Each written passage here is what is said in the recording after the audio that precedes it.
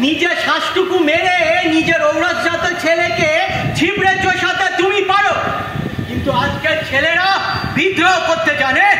বিদ্রোহ? সে বিদ্রোহ?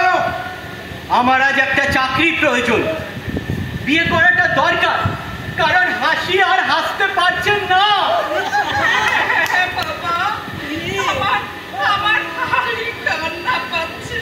এবং সেটা হচ্ছে কেবল তোমার জন্য। আমার জন্য? কেন? গদি আঁকড়ে বসে আছো তাই? গেলে ভূতের মতো কথা। আরে আমি যদি চাকরি ছেড়ে দিই, তুমি হয়তো একটা চাকরি পাবে, কিন্তু মাইনেটা হয়ে যাবে অর্ধেক। সংসারটা কে চালাবে? তোমার এই নতুন বাবা?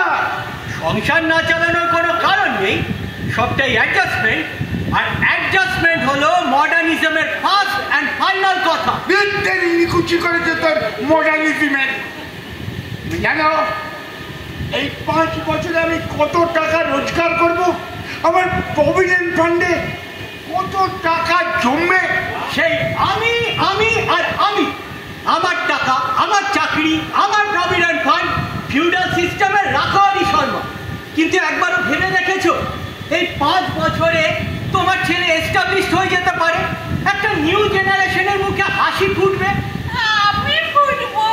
ফুটবে ভাই কি মা, ও কিন্তু ঠিকই বলেছে গো। তুমি চুপ